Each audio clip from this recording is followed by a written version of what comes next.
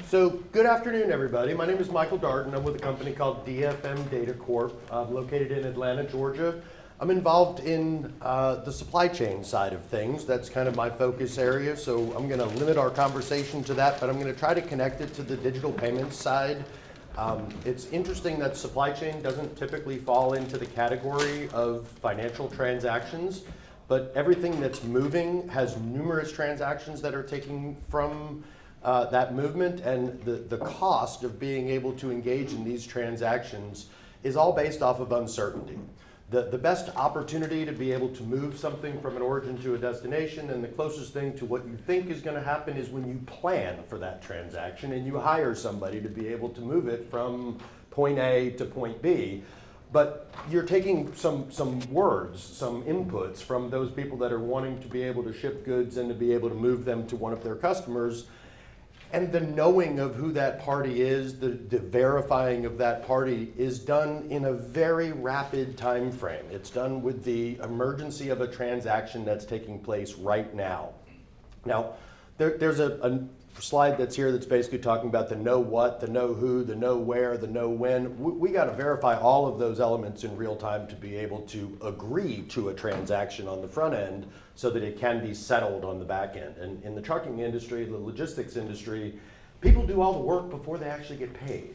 That they sign a contract to be able to perform bringing a truck, loading the truck, driving the truck, delivering the truck, filling it with fuel, getting the insurance, all of that before they ever get paid to be able to do a transaction. So there's a lot of trust, the word that Dale likes to be able to bring up, into a very fragmented system. And when I talk about fragmented system, this is kind of the standards bodies that are in the landscape that are trying to be able to write regulations and write standards and write protocols to be able to work. Take a minute to look at it.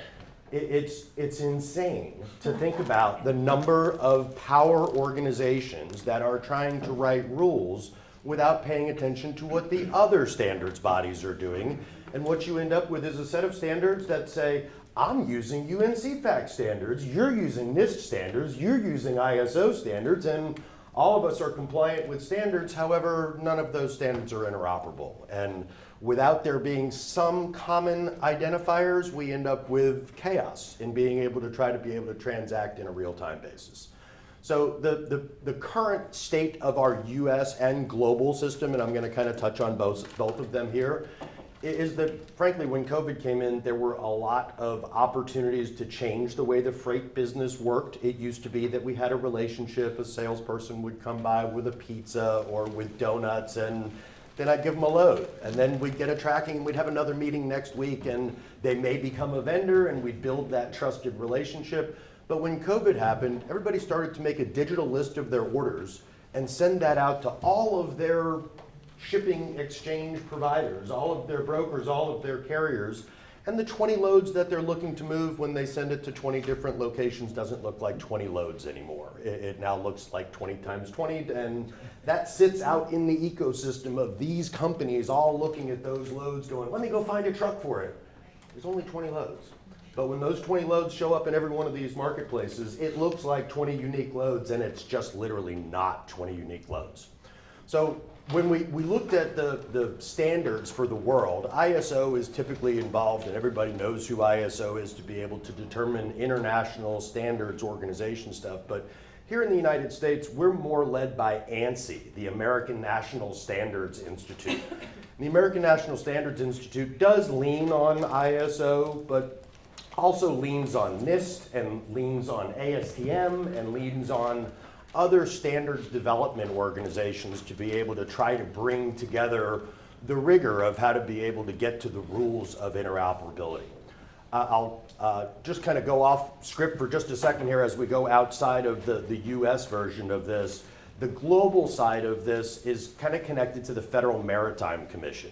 The Federal Maritime Commission passed a law 2 years ago that's called the Ocean Shipping Reform Act, that identifies that anybody who is an intermediary, whether that be a broker or a middleman or somebody that has to be in a shipping exchange registry, they were supposed to have that due on June of 2025. Does anybody want to guess if there is a shipping exchange registry yet? Is it 2028 yet? So it's not 2028 yet, and it may be at that time that it does show up, but at the moment, these shipping exchanges are serving as marketplaces. They are literally doing the know your customer, know your supplier, and they are bringing both of them together. They are collecting money for that transaction and they're not regulated by anybody. It's kind of scary. I mean, we talk about the regulation for the moving of the money side of it, but those parties that are literally doing this for global trade, there's no oversight over what they're currently doing. But here in the domestic United States, where we're focused on this effort, there has been some efforts towards unifying these communications. And you'll see on the left-hand side of the screen that there's a standard called ISO 8000-119.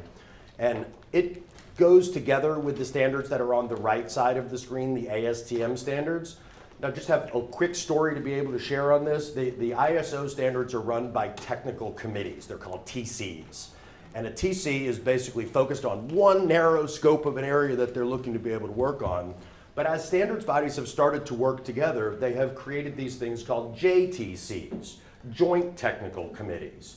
And joint technical committees bring together different technical committees from different areas to try to be able to unify those standards in those areas. One of the spaces that this is happening right now is called JTC 5, and it is about digital product passports. And digital product passports are basically what is the unique identifier for these products leaving from this location at this time? What's the attestation by what person that said that this is the certification of what's taking place? There's a lot of standards that are out there. I showed you the standards slide that I call the onion that's got all of those different, there's a lot to be able to draw from. But what the goal of standards development is not to create standards where standards already exist. The focus of developing standards is to look for the gaps and to fill the gaps so that you can connect previous standards to future standards. Every day, freight moves through a complex and highly active ecosystem. Shippers, brokers, carriers, and warehouses each work from different systems. Yet everyone depends on accurate information and shared visibility. One shipment often creates multiple references, identifiers, and status views. What if the key information could be extracted from a single document? Critical shipment information is extracted and standardized into a common reference, creating one transport unit identifier. Every event remains linked to the same transport unit identifier, providing shared visibility across the shipment lifecycle. Now you know what. You know who. You know where. You know when. So we were talking about the cost of uncertainty, and what the TUID is really about, the work that we've been involved in, is creating that thin layer of certainty. Not every detail that's on the bill of lading or that's on the packing slip and the value of everything, but the thin layer of what are the things that are on every single transaction, whether you're shipping an envelope or whether you're shipping a shoebox or whether it's a pallet or whether it's a truckload. There are some common elements on every shipping document. And those common elements are listed up on the screen as attributes. And what we found when we started looking at this was there's already standards that do this. We didn't need to be able to recreate the wheel. There is a standard to be able to represent date and time. It's called ISO 8601, and it basically says logically, you take the largest unit of measure, the year, then the month, then the day, then the hour, then the minute, then the second. And anywhere you are in the world, you will format the information in that format. every system can read it, every person can read it the same way. The location was brought up in a discussion the other day that they were trying to be able, Swift people were trying to figure out how to be able to standardize the location of where their work. There's already a standard for it. It's called ISO 8000-118. It's the natural location identifier, and it basically takes the longitude and the latitude of a crosshair of a location, but then adds the altitude. Very interesting attribute. It's brand new. It came out about a year ago to be able to identify this, but it's because of drones.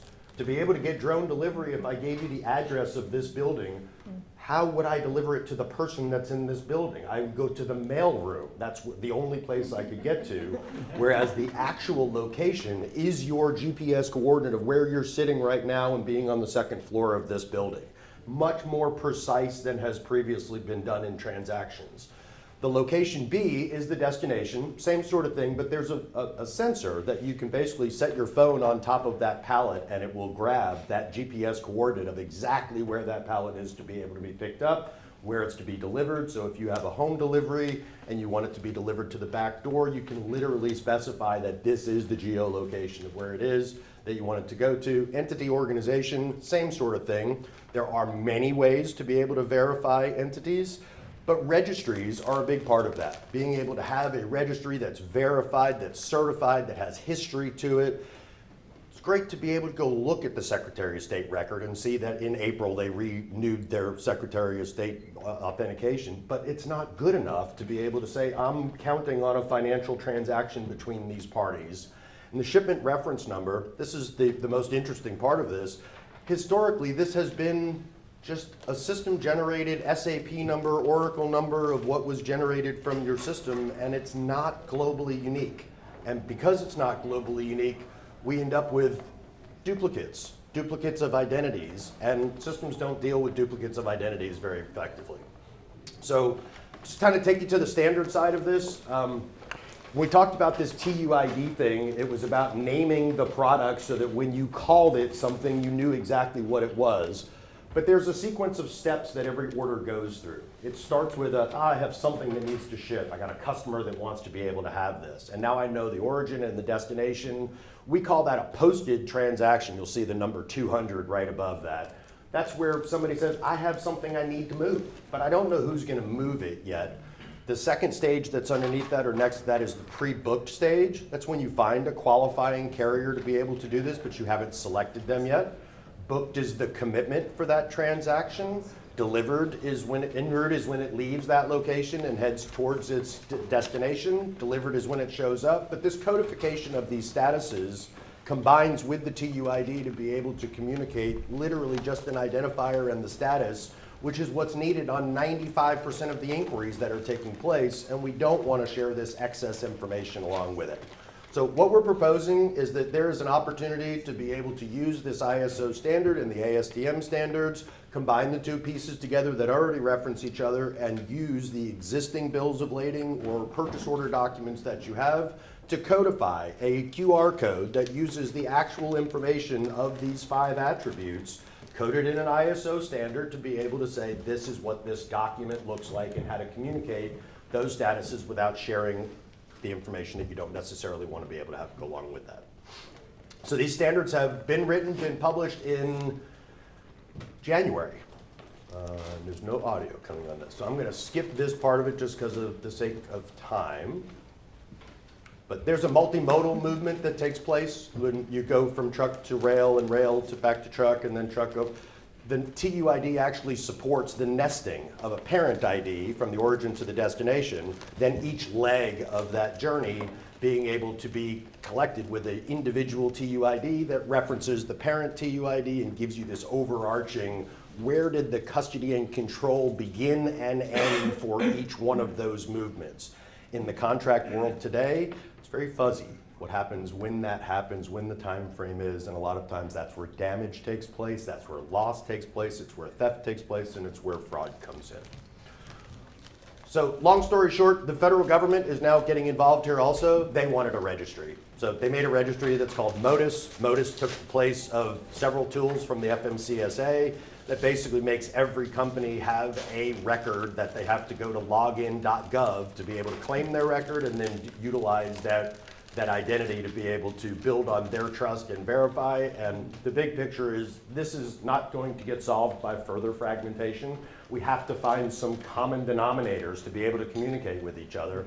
And after several years of being able to study this space, this is the least common denominators you can get to that is the least threatening information. It's literally just when is it first available, where is it going, who owns it, what's the reference number.